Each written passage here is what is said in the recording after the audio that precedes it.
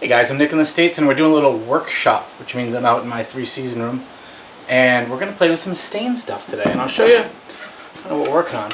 So I luckily have a really nice big piece of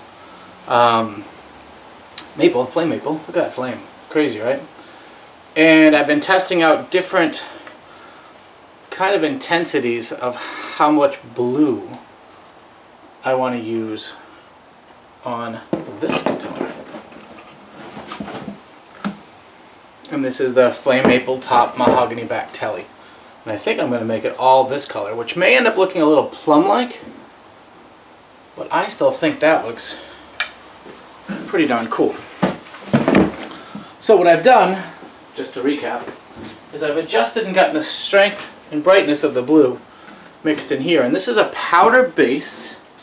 Come in little packets like this, which are proof that the only types of powder sold in packets like this are not illegal. I mixed up a little bit of a batch here, and I'm just kind of getting the final setup here to then do this whole guitar in it. And then afterwards we'll finish the guitar in a lovely, like a true oil.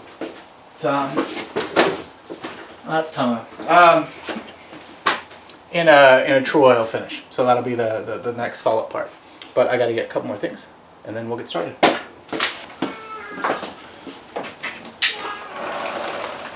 Alright, and then kind of the key thing I'm using to kind of cheat at this is I'm using a old white t-shirt.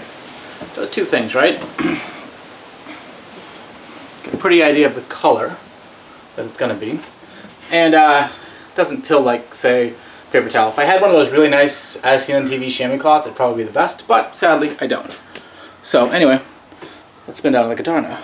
Alright, so here we have the guitar. Mahogany front and back. It's been prepped, sanded all around. I opted not to grain fill, but as I try and use this, you can kind of see how it wants to take that blue in.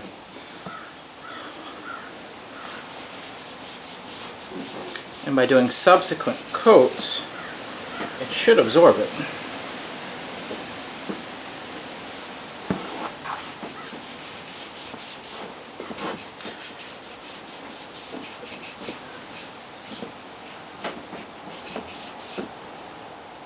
Now maple is a very hard wood, which means it doesn't absorb very much quickly.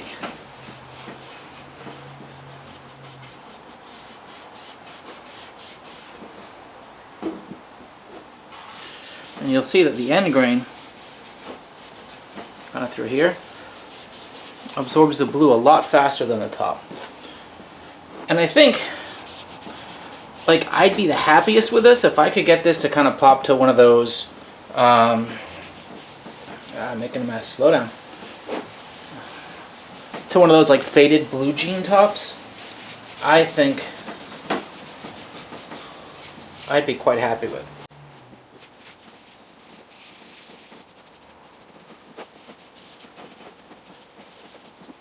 After first pass, not a lot going on there. I'm actually gonna pull it up just a little bit more.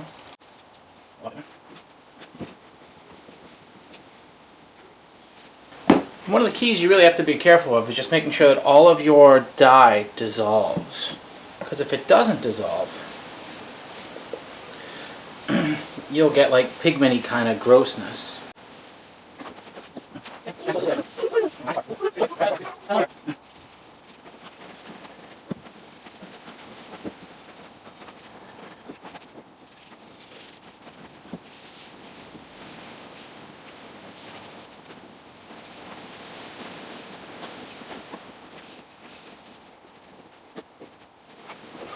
Right, and after a few go-rounds, you can see that we're starting to get some color there. And I kind of like the blue that it's portraying itself to be. So we'll mix up some more.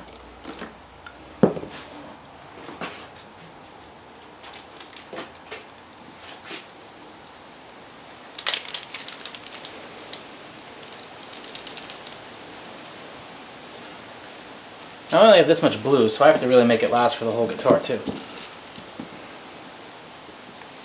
But I have a feeling the mahogany, which is definitely a more porous wood, is going to be a lot more absorbent than the top wood.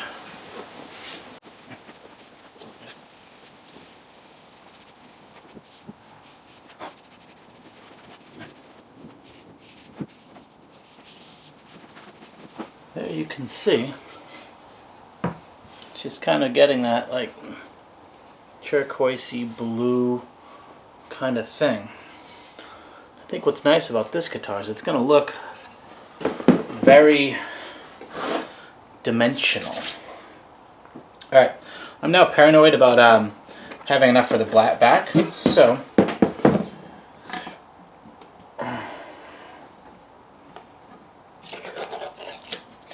some of you may notice I'm not grain filling the back here, and that's actually on purpose. I'm going to try and clean the back with some naphtha just to get some of the funky stuff off. There's some kind of adhesive from the sticker they had on here in each one of the little spots. So, and I guess I'm not the world's expert on naphtha or body finishing by any means, but I guess what's cool about it is it evaporates so quick that if you just do that and let it air out for a sec or two, it's gone, and it doesn't expand the pores of wood like water would if you're trying to scrub it off with water. But after just doing that, you can see it actually cleaned up that area fine. So we'll let that spot kind of dry, and you can see part of why I got a good deal on this body is he missed it by this much for how much room he had to make a body. So he had to tack a little extra piece on there, which is, hey man, that's fine for me. If that's the only issue that this guitar has, then I think I'm doing all right.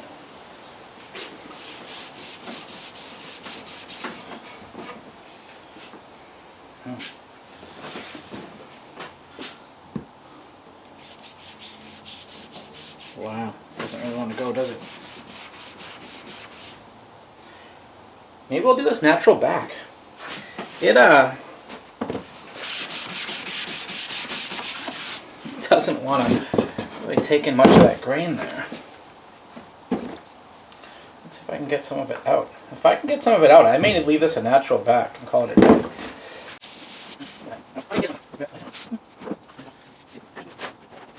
Take a little 220.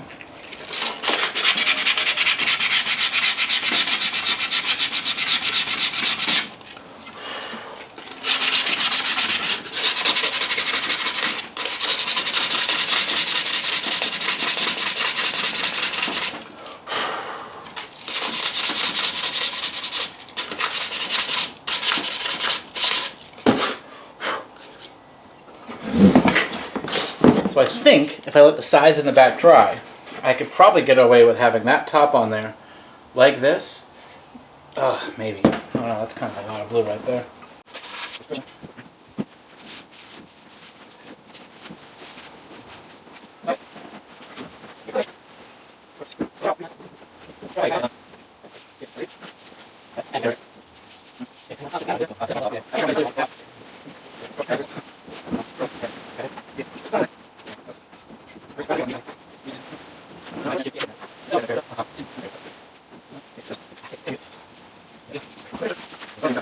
I think I just need a little bit more for the edges.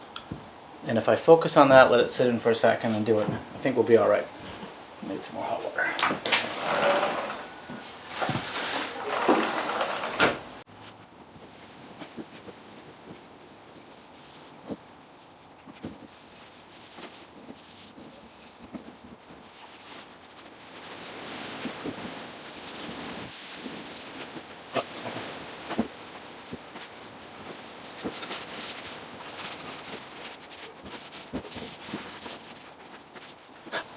Alright, so lessons we've learned on this glorious, windy, cold New England day. Let's wear gloves. I even had gloves out, I just didn't wear them. That is what the top looks like. If you look in, I think when you see that all clear coated out, it might be pretty cool. Now we kind of gave up on doing the back. It's just really wet raised grain there. On doing the back in a full blue. Now it's just kind of a tinted blue, but I think it'll work. And remember, this is going to have a very light, natural flame maple neck on it. And I think the contrast between that and this body will work out very well. Now I'm sure I did 10,000 things wrong there. As I say, I've never worked with that kind of die, and I watched a handful of videos and read the directions twice. Twice, not once, twice, folks. So, but that's that. Here, I can lower that a little bit and you can see. That's that. So next steps, I have tung oil here, but tung oil is a pretty flat finish. And I kind of want this to pop a little more, so I'm rethinking the tung oil angle. And I think the next step is for me to go with a, either true oil, which just has a little bit more sheen to it, or to a, this is distracting me, true oil, or to go to something just like a poly and do a spray on poly. That way this will be done in this century. I don't think I have enough warm weather coming my way to try and do a nitro finish on this. So, the goal on my new projects is not to take 63 years. That's all. So anyway, project update today on the blue telly. And we made huge progress. And we just dyed something. I died today. No. Water-based dyes. I'll see if I can find a link to where I got these particular water-based dyes from. They work pretty easily, and I think this is going to come out pretty nice. Like I say, no one's going to, confuse me for Paul and or Reed and or Smith, or one of those other, fantastic builders, Framus, or whoever else makes those really awesome tops. But I think it's fun.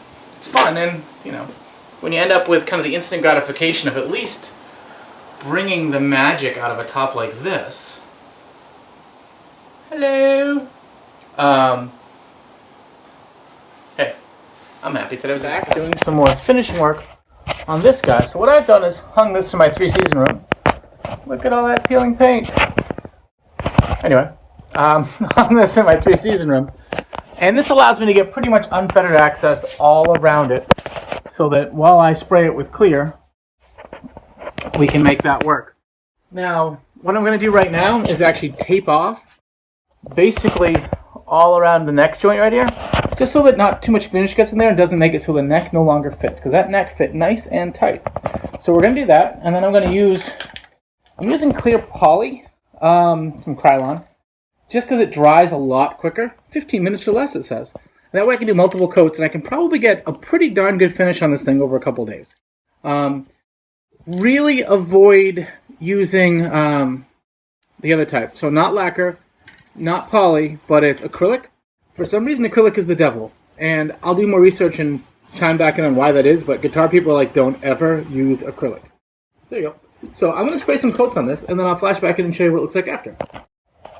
Alright, now here, you can see is kind of how she looks after the first set of coats. And you actually really can see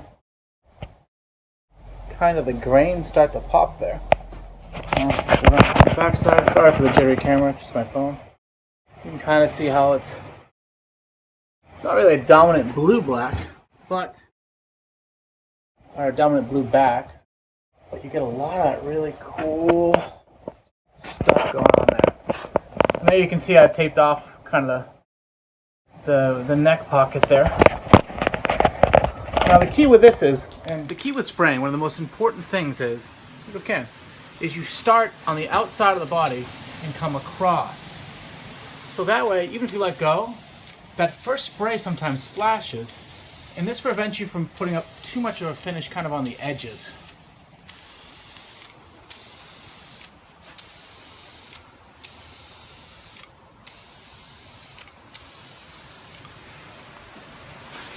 It's one of the most important things I've ever learned on a guitar.